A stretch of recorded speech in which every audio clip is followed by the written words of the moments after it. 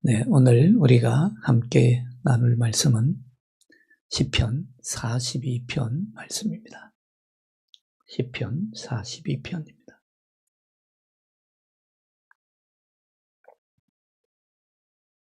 시편 42편 말씀 제가 봉독해 드리겠습니다. 하나님이여, 사슴이 시냇물을 찾기에 갈급함같이 내 영혼이 주를 찾기에 갈급하나이다. 내 영혼이 하나님 곧 살아계시는 하나님을 갈망하나니 내가 어느 때에 나아가서 하나님의 얼굴을 배울까? 사람들이 종일 내게 하는 말이 내 하나님이 어디 있느냐 하오니 내 눈물이 주야로 내 음식이 되었도다.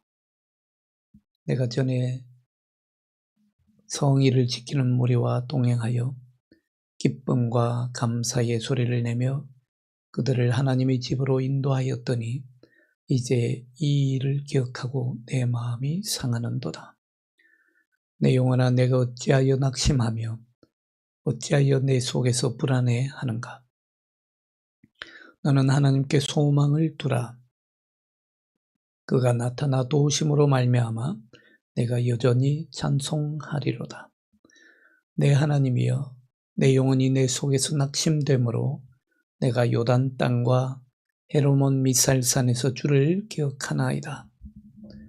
주의 폭포 소리에 깊은 바다가 서로 부르며 주의 모든 파도와 물결이 나를 휩쓸었나이다.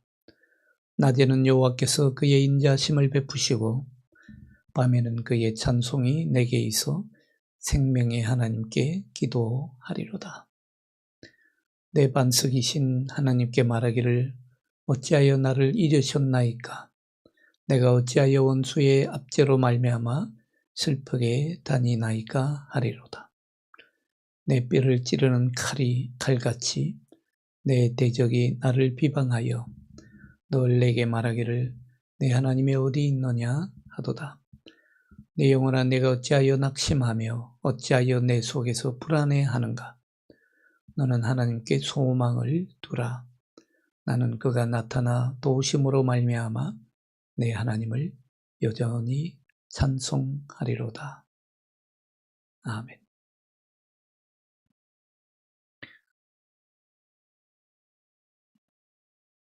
네.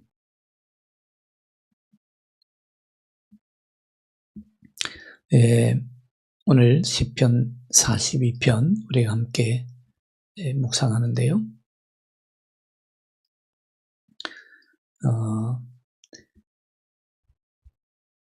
사슴이 시냇물을 찾아서 갈급함같이 우리 믿는 사람들의 영혼은 하나님과의 연합에 늘 갈급해합니다.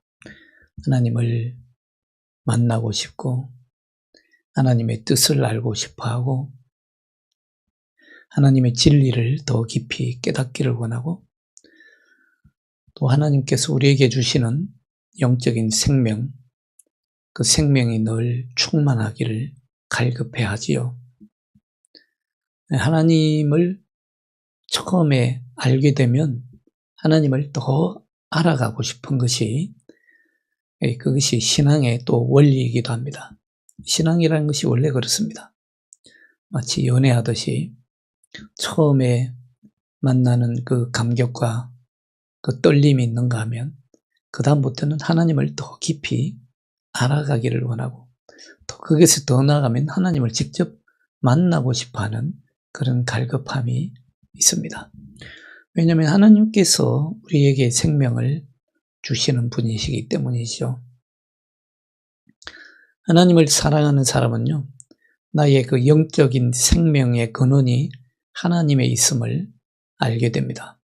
그래서 우리의 영혼이 늘 하나님을 갈급해하죠. 하나님의 샘에서, 생명샘에서 마시고 그 갈증이 충분히 해결되었을 때에야 우리는 비로소 우리 영혼은 만족함을 얻습니다.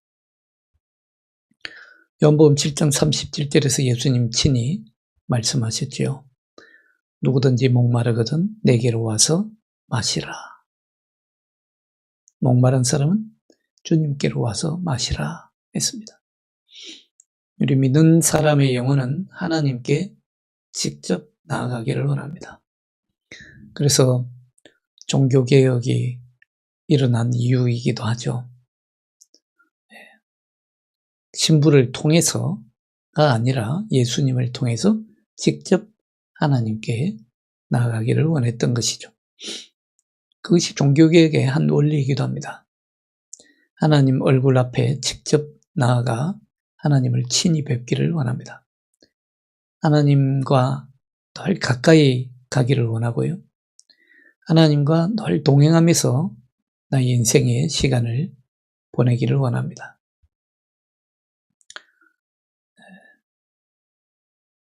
오늘 시편 42편에서도 자신을 죄인으로 알고 회개하면서 하나님을 만나기를 갈급해하는 시인이 있습니다.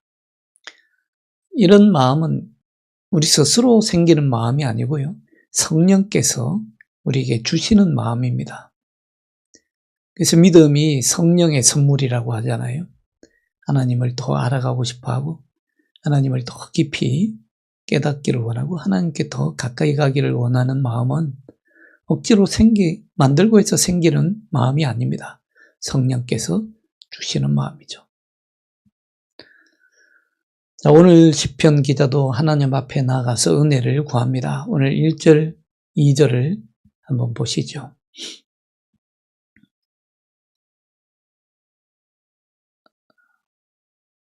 예, 1절, 2절을 보시면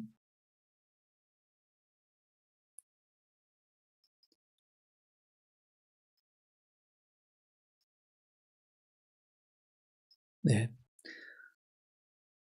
하나님이여 사슴이 시냇물을 찾기에 갈급함 같이 내 영혼이 주를 찾기에 갈급해 하나이다.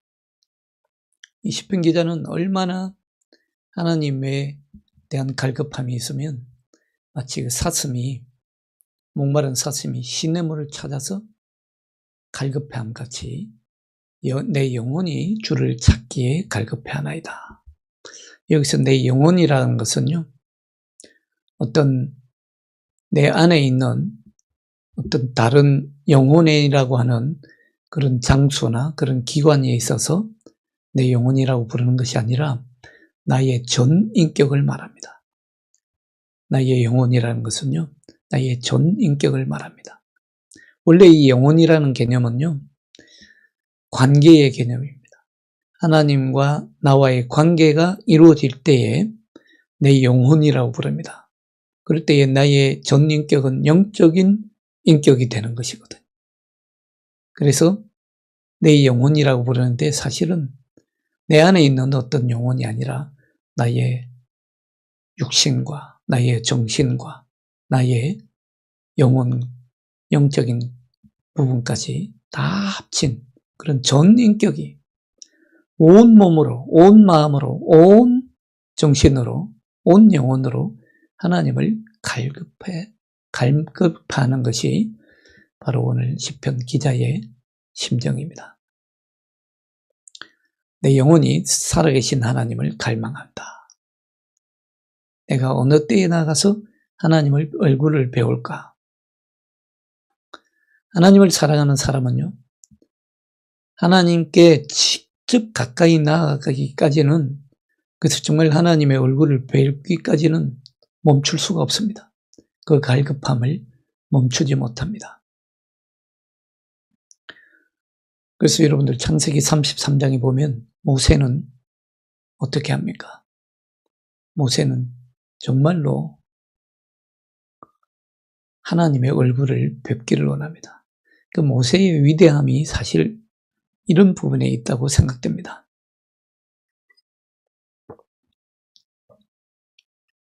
모세는 정말 하나님을 친히 뵙기를 원합니다. 그 마음이 얼마나 갈급했으면 창세기 33장 18절에 보면 모세는 원하건대 주의 영광을 내게 보이소서라고 하나님께 간구합니다. 주의 영광을 내게 보이소서. 무슨 말이냐면 하나님을 자기 눈으로 직접 뵙고 싶다는 얘기입니다. 모세의 이 간절함이 얼마나 컸으면 하나님이 도저히 불가능한 일들을 하십니다. 모세 앞에 직접 지나가십니다. 사실 이건 불가능한 일이에요. 구약 성경으로서는 불가능한 일입니다. 신약 성경에서는 가능한 일입니다. 예수 그리스도 안에서 하나님께서 직접 이 땅에 몸을 입고 오셔서 하나님을 보여주셨죠. 그러나 구약 성경에서는요, 하나님의 얼굴을 직접 본다? 그렇다면 그 거룩함 때문에 그 하나님의 얼굴을 본 사람은 생명을 유지할 수 없습니다. 그 자리에서 죽는 것입니다. 그럼에도 불구하고 모세의 이 갈급함이 얼마나 강력했으면 하나님이 불가능한 일도 하십니다. 직접 모세 앞을 지나가십니다. 진짜 얼굴을 뵙다가는 모세가 죽을 것을 염려하셔서 하나님이 그 앞으로 지나가십니다. 하나님의 영이 이 소원과 이 갈급함을 주셨던 것입니다.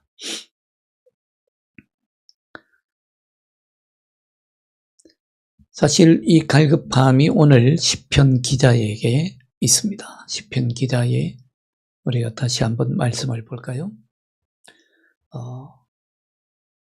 오늘 4절을 보시면요. 내가 전에 성의를 지키는 무리와 동행하여 기쁨과 감사의 소리를 내며 그들을 하나님의 집으로 인도하였더니 이제 이 일을 기억하고 내 마음이 상하는도다. 그러니까 전에는 하나님과 함께 성전에 올라가서 함께 예배하며 함께 감사하며 함께 찬양했던 사람들, 그런 친구들이 있었고 그들을 이 시편 기자가 직접 하나님의 집으로 인도해서 함께 예배하고 있는데 지금은 그럴 수 없는 상황이 되어버렸다는 겁니다. 지금은 그런 상황이 될 수 없고 무슨 이유인지는 정확하게 밝히고 있지 않습니다만은 이 시편 기자는 더 이상 하나님이 전에 올라갈 수도 없고 이전처럼 자유롭게 하나님 전에 올라가서 함께 예배할 수도 없고, 그래서 2절에 보시면 내 영혼이 하나님 곧 살아계시는 하나님을 갈망하나니 내가 어느 때에 나가서 하나님의 얼굴을 배울까. 그렇기 때문에 시편 기자는 지금 이 갈급함이 극에 달했습니다. 극에 달했어요. 그래서 1절에 그렇게 부르는 겁니다. 목마른 사슴이 시냇물을 찾아서 갈급한 같이 내 영혼이 주를 찾기에 너무너무 갈급합니다. 하나님 뵙기를 원하고 있습니다.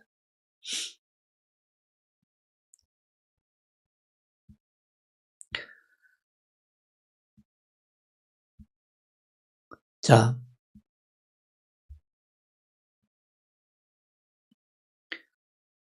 이런 정확하게 왜 그렇게 되었는지 밝히고 있지 않습니다만은, 우리가 역사서, 구약 성경에 나타난 역사서, 역사서라 하면 우리가 열왕기 상하, 역대기 상하 이런 책들이 역사서이죠. 그런 역사서와 그리고 선지서들, 선지자들의 활동을 기록해 놓은 그 선지서들, 거기에 보면 이스라엘이 적들에게 성을 빼앗기고 예루살렘 성을 빼앗기고 그 견고했던 성을 빼앗기고 예루살렘 성전도 빼앗기고 그렇게 되었을 때에 예를 들면 시편 79편 10절이라든지 115편에 보면 적들로부터 그런 조롱을 당하는 것을 기록하고 있습니다. 적들이 어떻게 조롱하냐면 그들이 하나님이 어디 있느냐, 이스라엘 백성들을 경멸하는 것을 넘어서서 그들이 하나님을 경멸하기 시작합니다. 너희 하나님이 어디 있느냐. 유대인들에게는요, 이스라엘 백성들에게는 가장 경멸적인 조소가 바로 너희들이 하나님이 어디 있느냐라는 조롱이었다고 합니다. 오늘 시편 42편 기자도 그런 노골적인 조롱을 받습니다. 3절에 보시면 네 하나님이 어디 있느냐. 원수들에게 유대의 예루살렘 성전도 파괴당하고 더 이상 예배도 드릴 수 없고 그러다 보니까 이스라엘의 하나님을 조롱하기 시작하는 것이죠. 사실 유대인 이스라엘 백성들은요, 예배의 중심을 잃어버렸습니다. 그 결과 하나님 앞에 더 이상 자유롭게 예배할 수도 없고 하나님과의 영적인 교제도 잃어버리고 정말 절망적인 상황에 빠지게 되었습니다. 그런 절망적인 상황을 노래하는 시편이 시편 137편에 있습니다. 그리고 에가서 1장 7절에도 있습니다. 그들은 하나님께 굴욕과 징계를 받았다고 느낍니다. 마음이 너무 괴롭죠. 영혼이 좌절되고 미래의 전망은 암울했습니다.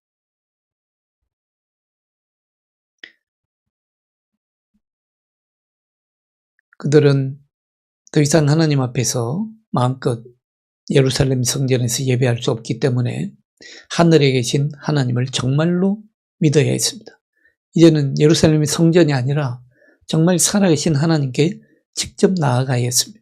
하나님의 얼굴을 배워야 했죠. 그래서 예배할 처소를 잃어버리고 더 이상 하나님과의 관계가 끊어지고 하나님과의 연합이 끊어지어서 괴로운 사람들에게 오늘 이 42편 시편은 큰 도움이 되는 시편입니다.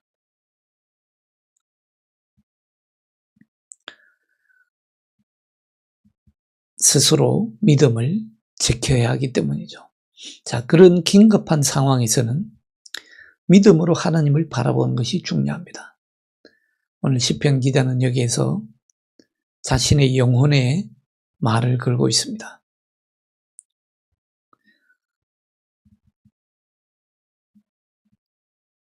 그리고 영혼의 눈을 들어서 주님을 바라본다고 고백합니다.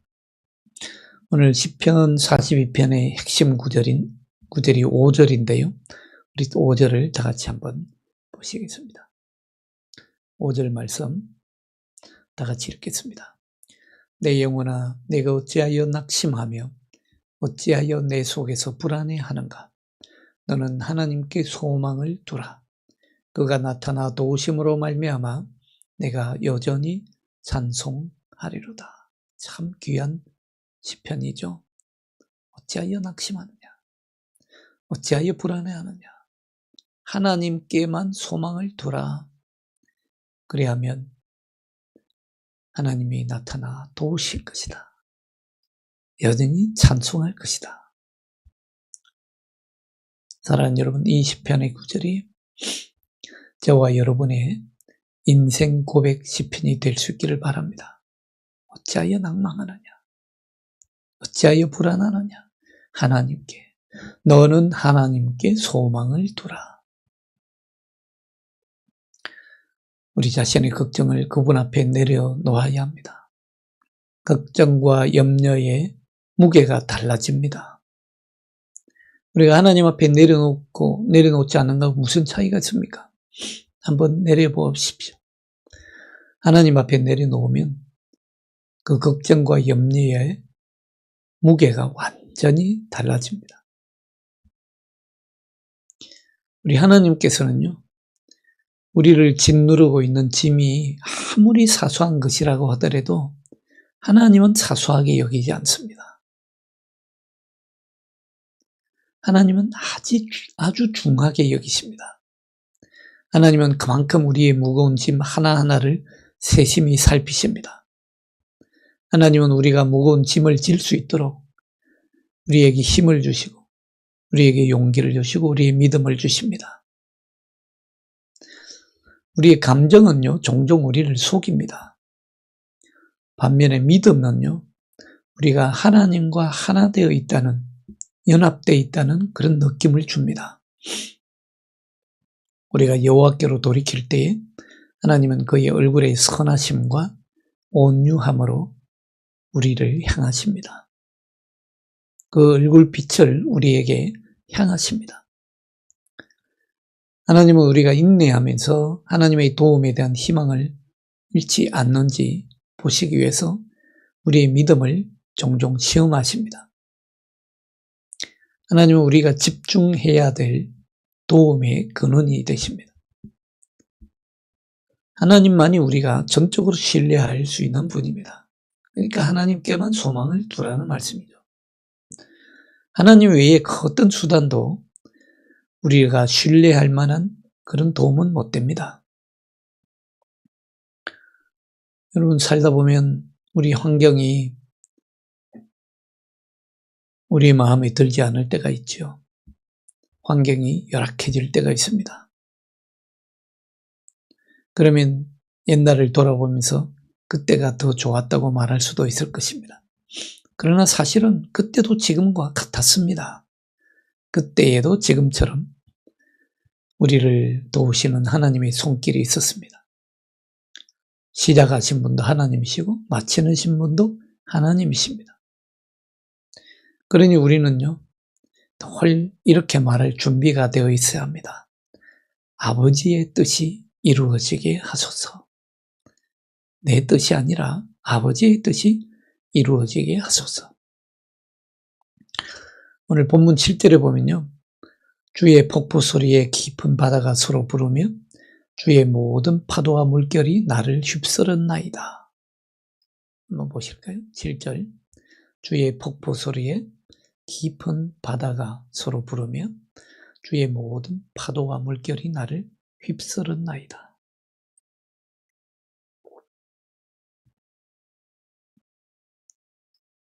무슨 말씀입니까?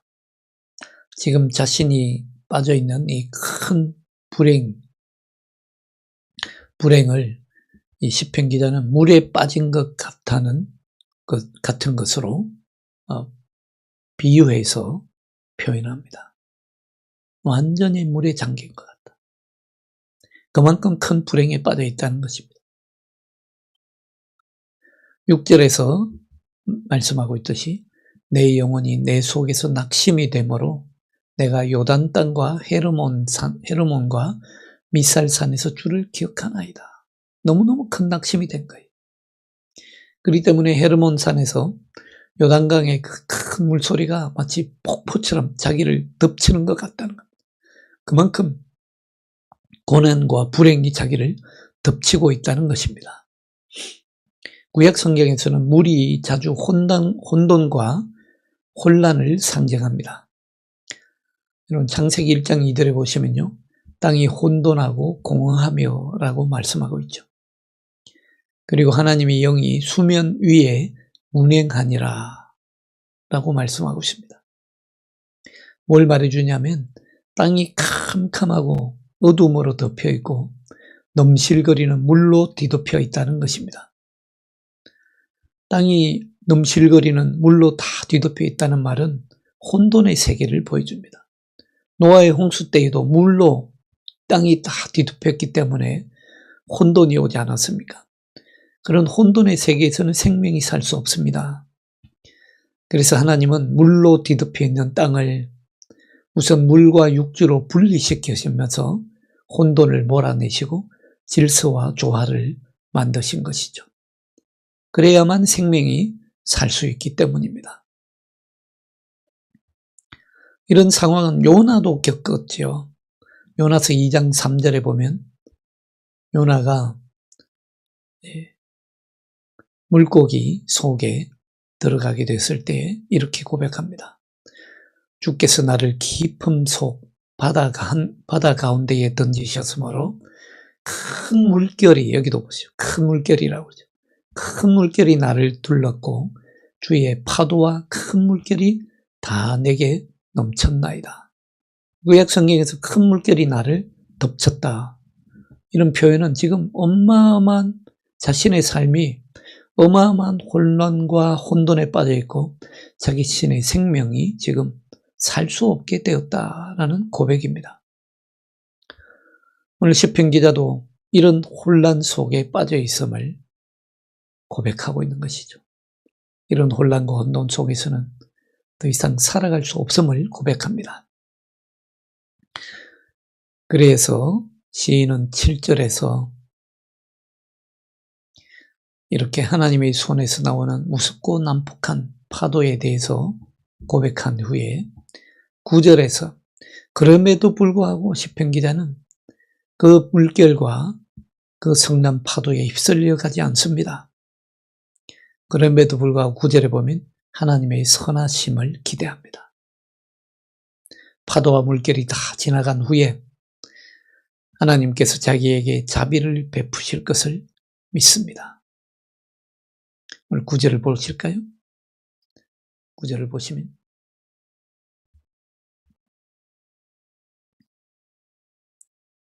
내 반석이신 하나님께 말하기를.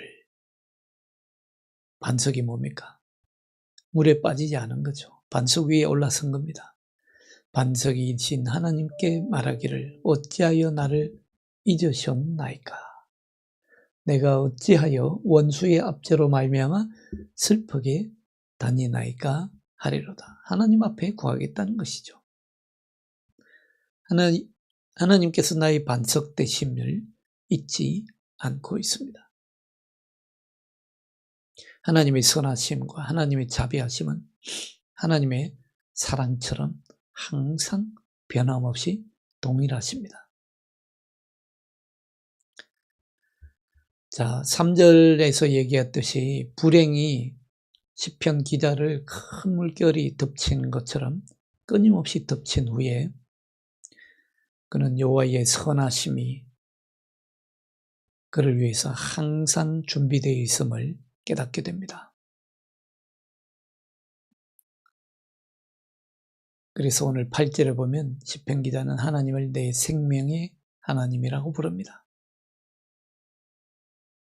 자신에게 파도와 물결을 보내셨던 그 하나님이 또한 자신에게 영생을 주시는 바로 그 하나님이심을 확신합니다.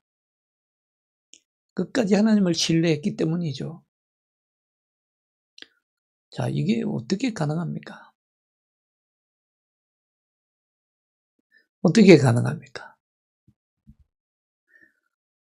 어떤 때에는 하나님이 파도와 물결을 보내셔서 시험하시기도 하고 또 어떤 때는 하나님께서 영생을 주시고 이건요 우리를 멸망시키기 위해서 하나님께서 물길과 파도를 보내시는 것이 절대로 아니기 때문입니다. 현재의 삶에서 하나님이 도우심을 깨닫게 하기 위함이죠. 그리고 영생을 주신 것은 미래의 영광스러운 삶을 살아가게 하기 위한 것이죠. 그래서 하나님께서는 현재와 미래까지도 우리의 편이 되시고 현재에도 우리를 도우시고 미래에도 하나님께서 영원한 생명을 준비하신다. 그걸 보여주기 위해서인 것입니다. 하나님은 그의 사랑하는 사람이 멸망하는 것을 기뻐하지 않으시고 하나님의 사랑과 신실하심을 나타내 보이십니다. 하나님은 우리가 언제든지 행복하게 예배하기를 원하십니다. 자, 오늘 시편 기자는 반석 위에 집을 짓듯이 하나님 위에 집을 지었습니다. 생명의 확고한 기반이 였기 때문입니다. 그래서 시편 기자는 하나님을 확고하게 신뢰합니다. 마치 하나님이 그를 잊어버리신 것처럼 분명히 폭풍이 그를 덮쳤지만 그럼에도 불구하고 시편 기자는 하나님을 확고히 신뢰합니다. 하나님께서는요 절대로 당신의 자녀들을 잊지 않으십니다. 폭풍우가 몰아치는 때에도 파도가 나를 덮친 때에도 하나님은 절대로 잊지 않으십니다. 예수님께서도 폭풍이 몰아칠 때에 제자들이 공경에 빠졌을 때에 바다를 잠잠케 하시지 않았습니까? 그와 마찬가지로 하나님은 우리와 늘 가까이 계십니다.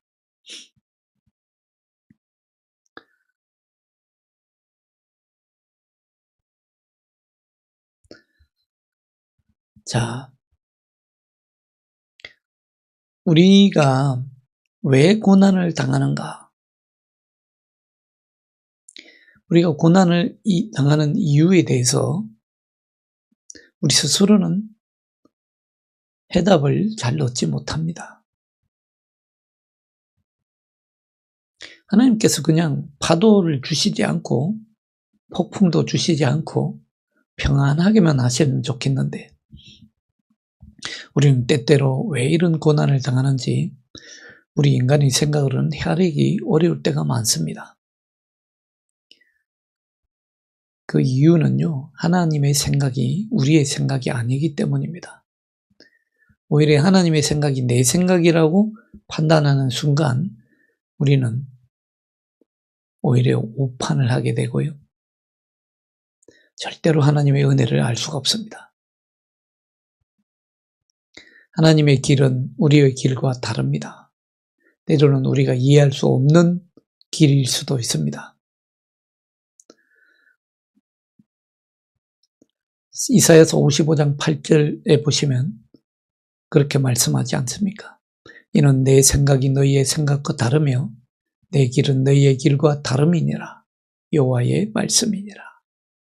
이는 하늘이 땅보다 높음같이 내 길은 너희의 길보다 높으며 내 생각은 너희의 생각보다 높음이라.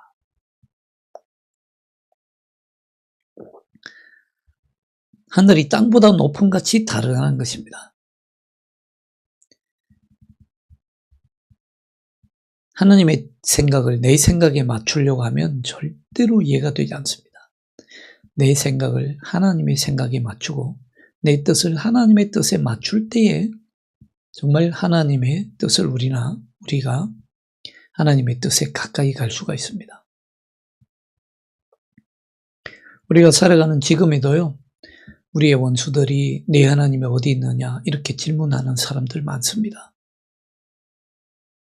왜 하나님이 이런 상황을 허용하십니까? 악의 세력들을 그냥 한꺼번에 제거해버리시면 좋겠는데 그렇지 않습니다. 하나님의 뜻은요, 더 큰 하나님의 계획과 하나님의 뜻이 있습니다. 그렇지만 하나님께서는 언제나 그 악의 세력을 다스리십니다. 하나님이 악한 세력을 한꺼번에 제거하시지는 않지만 제한은 하십니다. 한계를 정하십니다. 거기에도 분명 하나님의 목적이 있습니다. 결국에는 하나님의 심판이 있게 된 마련입니다.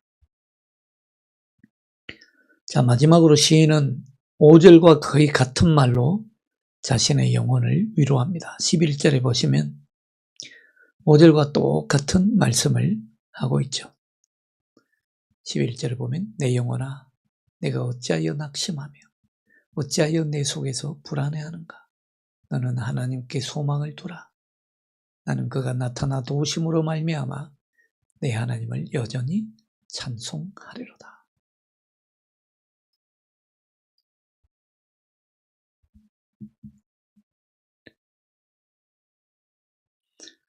오늘 시편 기자의 그 개인적인 체험을 통해서 하나님은 특별한 방법으로 그의 개인적인 하나님이 되십니다.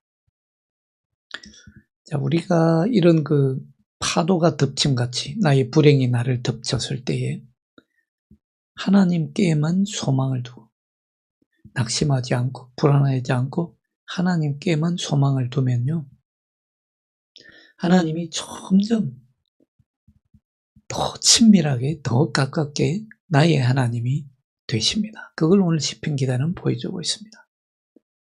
때로는요, 아주 특별한 방법으로 나하고 정말 친밀하고 더 가까운 나의 하나님이 되십니다. 이런 체험이 없으면요, 그냥 쉽게 좌절해버리고 쉽게 포기해버리고 오늘 이 원수들이 얘기하는 것처럼 이 하나님이 어디 있어? 하나님이 없는 것 같아. 그렇게 쉽게 절망해버리면요. 정말 나와 가까운 하나님을 만날 수 없습니다. 오히려 여러분들 고난을 통해서 하나님을 만난 사람, 하나님을 체험한 사람들은요. 하나님, 진짜 하나님과 가까워집니다. 하나님이 진짜 나의 하나님이 되심을 깨닫고 알고 고백합니다. 그러니 고난받는 것이 내게 유익이라 말씀하는 것이죠. 고난을 주시는 이유가 망하게 하기 위해서 주는 것이 아니라 그 고난을 통해서 하나님이 진짜 나의 친구 같고 나의 구원자 되시고 나의 기도의 소원을 들어주시는 하나님이시고 하나님께서 진짜 나와 가까이 계시는구나. 정말 나의 개인적이고 인격적인 하나님이시구나. 그것을 더 깊이 체험하고 더 하나님을 깊이 만나기 때문입니다. 사랑하는 여러분, 오늘 시편 기자처럼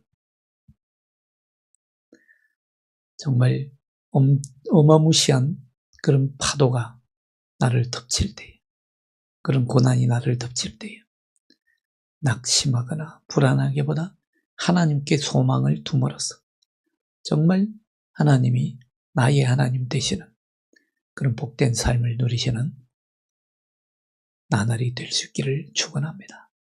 기도하겠습니다. 하나님 아버지 감사합니다. 우리를 이토록 사랑하여 주시고 우리를 이토록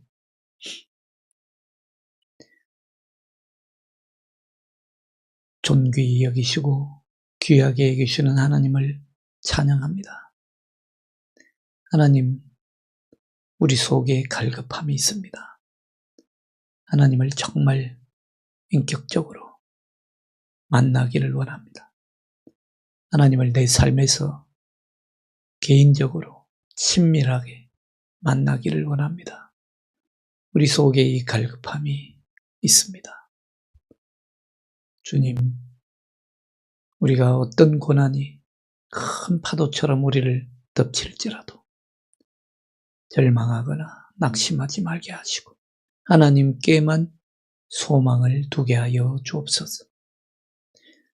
하나님을 친히 뵙기를 원할 정도로 갈급함으로 주님께만 소망을 두게 하여 주옵소서.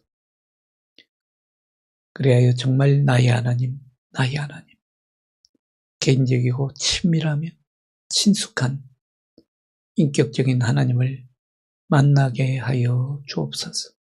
주 예수 그리스도의 이름으로 감사하며 기도하옵나이다. 아멘.